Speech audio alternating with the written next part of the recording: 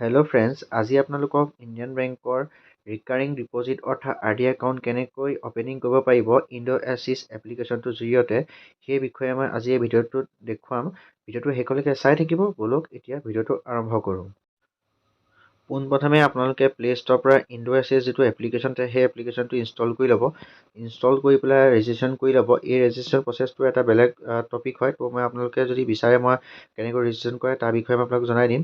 ত' আপোনালোকে প্ৰথমে ইয়াত যিটো MPIN নম্বৰ থাকে সেইটো আপোনালোকে ইয়াত দি ল'ব। যদি কেতিয়াবা আপোনালোকে বহুত দিন ধৰি যদি আপুনি এই এপ্লিকেশ্যনটো অ'পেন নকৰে তেতিয়া আপোনালোকৰ এই এপ্লিকেশ্যনটো পাছৱৰ্ডটো ৰিছেট কৰিবলৈ কয়। ত' ৰিছেট কৰিব হ'লে আপোনালোকক CIF নম্বৰ বা মোবাইল নম্বৰটোৰ প্ৰয়োজন হ'ব ফৰগট MPIN কৰিবলৈ কাৰণে। ত' আপোনালোকে কি কৰিব, যিটো আপোনালোকৰ CIF নম্বৰ হয় সেই CIF নম্বৰটো আপোনালোকে পাছবুকত পাব। পাছবুকৰ পৰা আপোনালোকে CIF নম্বৰটো লৈ আপোনালোকে ফৰগট কৰিব পাৰিব পাছৱৰ্ডটো। নতুন পাছৱৰ্ডটো ক্ৰিয়েট হোৱাৰ পিছত আপোনালোকে নতুন যিটো পিন আছে MPIN নম্বৰ সেইটো দি ল'ব। দি লোৱাৰ পিছত আপোনালোকে চাওক আপোনালোকৰ যিখন মেনু আহিব ইণ্ডোএছিছ এপ্লিকেশ্যনটোৰ। ত' এনেকুৱা ধৰণৰ আহিব। ইয়াত বহুতখিনি অপশ্যন থাকে। ইয়াত বেলেগ বেলেগ কাম আছে য'ত কাৰ্ড হওক, ডিপ'জিট হওক, ই ছাৰ্ভিচ হওক, ৱেল্থ মেনেজমেণ্ট বা একাউণ্ট ষ্টেটমেণ্ট, ইয়াত আপোনালোকৰ যিকোনো ধৰণৰ সুবিধা আপোনালোকে লাভ কৰিব পাৰিব আৰু পাছবুকো আপোনালোকে ইয়াত অনলাইন চেক কৰিব পাৰিব। ত' আজি আমাৰ টপিকটো হৈছে কি আমি কেনেকৈ RD একাউণ্ট খুলিব পাৰোঁ অনলাইন। ত' ইয়াত আপোনালোকে ইয়াত কেনেকৈ আপোনালোকে কৰিব পাৰিব মই আপোনাক দেখাই দিম। এইখন পাছবুকো আপোনালোকে চাব পাৰিব এনেকৈ। ত' ইয়াত আপোনালোকে বেংকলৈ যোৱাৰ কোনো প্ৰয়োজন নাই RD একাউণ্ট খুলিবলৈ, ৰিকাৰিং ডিপ'জিট একাউণ্ট খুলিবলৈ। ত' তাৰপিছত আপোনালোকে ই ডিপ'জিটত যাব। তাত আপোনালোকে চাওক ইয়াত ৰিকাৰিং ডিপ'জিট অৰ্থাৎ পাইছে ইয়াত। ত' ইয়াত আপোনালোকে ক্লিক কৰিব। ইয়াত ক্লিক কৰাৰ পিছত মোৰ আগৰ পৰাই এটা একাউণ্ট খুলি থোৱা আছে।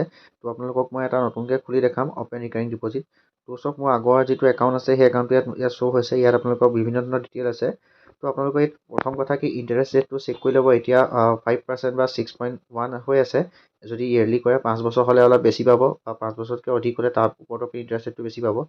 ত' ইয়াত আপোনালোকক যিটো একাউণ্ট অপেনিং প্ৰচেছ হয় মই আপোনালোকক সেইটো দেখাই দিম এতিয়া। ইয়াত প্ৰথমে টাইপটো চেক কৰি ল'ব RD কৰে নে FD কৰে। মই ইয়াত RD কৰি দেখাম। তাৰপিছত এপ্লিকেশ্যন কেটেগৰীটো জেনেৰেল ৰাখিব কাৰণ ইণ্ডিয়ান ৰেচিডেণ্ট হয় কাৰণে। ত' এপ্লিকেণ্ট চাব কেটেগৰীত পাব্লিক ৰাখিব। টেনিয়ৰ অফ ডিপ'জিট এইটো আপোনালোকে কেইবছৰ RDটো কৰিব খোজে। ত' আপোনালোকে ডিচাইড কৰি ল'ব যে এবছৰ কৰে নে আপোনালোকে 5 বছৰ কৰে বা 15 বছৰ কৰে। ত' ইয়াত আপোনালোকে চাওক মিনিমাম একাউণ্টটো চিলেক্ট কৰিব। একাউণ্টটো চিলেক্ট কৰাৰ পিছত আপোনালোকে মিনিমাম 500ৰ পৰা মেক্সিমাম 10,000 টকালৈ আপুনি মাহে কৰিব লাগিব। আৰু এই পইচাটো মান্থলি আপোনালোকে এটা ডেট ঠিক কৰি থ'ব যাতে সেই ডেটত আপোনালোকে এই পইচাটো কাট খাব পাৰিব। ত' আপোনালোকে চাওক ইয়াত যেতিয়া আপোনালোকে এমাউণ্টটো দিব তেতিয়াহ'লে চাওক মেচুৰেট ডেট হ'ব ইমানটো বা আপোনালোকে কিমান পইচা পাব বা ইণ্টাৰেষ্ট ৰেটত কিমান ইণ্টাৰেষ্ট ৰেটত পাব সেইটো বিষয়ে ইয়াত আপোনালোকক দেখুওৱা হৈছে।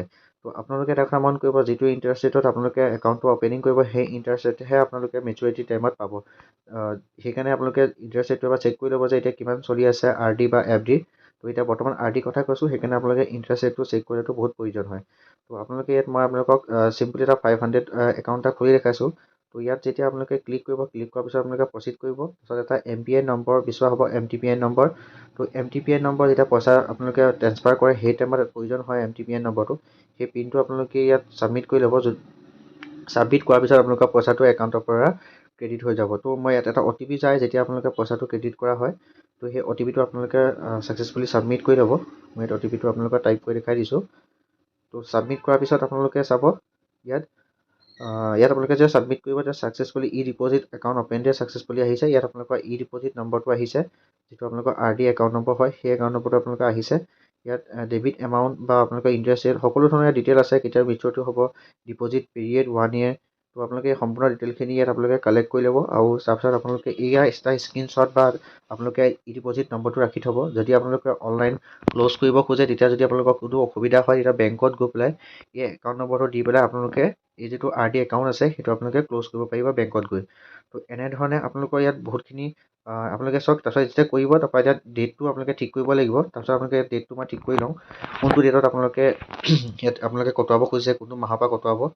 ত' ইয়াত চাওক মই আপোনালোকক দেখাইছোঁ ডিউৰেশ্যন মান্থলি কটাম মই। ষ্টাৰ্ট ডেটটো দিছোঁ আজি ডেটত নিদি পেলাই মই কালি ডেটৰ পৰা কটাম। ত' আপোনালোকে ডেটটো ইয়াত চিলেক্ট কৰি ল'ব।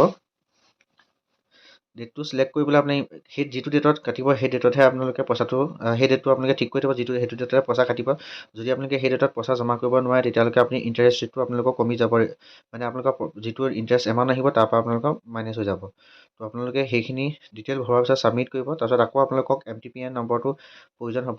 আপোনালোকে সেই MTP নম্বৰটো আপোনাৰ দিয়াৰ পিছত চাওক ইয়াত আপোনালোকৰ আহিছে ষ্টেণ্ডিং ইনষ্ট্ৰাকশ্যন এজ ছাকচেছফুলি। ত' ফ্ৰম একাউণ্ট ইয়াৰ পৰা আপোনালোকে যিটো ছেভিং একাউণ্ট হয় সেইটো নম্বৰ আহিছে আৰু টু একাউণ্ট আপোনালোকৰ যিটো RD একাউণ্ট নম্বৰ হয় সেইটো আহিছে। ত' আপোনালোকে মন কৰিছে ষ্টাৰ্ট ডেট কোন তাৰিখৰ পৰা হ'ব আৰু এণ্ড ডেট ক'ত হ'ব। ত' এনেধৰণে আপোনালোকে যিটো ৰিকাৰিং ডিপ'জিট একাউণ্ট আপুনি এনেধৰণে অ'পেন কৰিব পাৰিব। ত' আপোনালোকে এবাৰ চেক কৰিব পাৰিব তাত গৈ পেলাই RD যিটো আছিলে আপোনালোকৰ ই ডিপ'জিটত গৈ পেলাই। ত' ইয়াত আপোনালোকে চাওক শ্ব' হৈছে ইয়াত আপুনি মিনি ষ্টেটমেণ্ট হওক ইয়াত PDF হওক যেনেধৰণে বিচাৰে তেনেধৰণে আপোনালোকে এই ডিটেইলবোৰ উলিয়াব পাৰিব। আৰু আপোনালোকৰ মেইন ইম্পৰ্টেণ্ট বস্তু আছে ইণ্টাৰেষ্ট ৰেটটো। ইণ্টাৰেষ্ট ৰেটটো আপোনালোকে এবাৰ চেক কৰি ল'ব যে আপোনালোকে এতিয়া বৰ্তমান কিমান ইণ্টাৰেষ্ট ৰেট চলি আছে। ত' মই আপোনালোকক আজি ভিডিঅ'টোত এইখিনিয়ে দেখালোঁ। ভিডিঅ'টো চাই যদি ভাল পালে ভিডিঅ'টো লাইক কৰিব, শ্বেয়াৰ কৰিব আৰু চেনেলটোলৈ যদি নতুনকৈ আহিছে ছাবস্ক্ৰাইব কৰি ল'ব। ধন্যবাদ।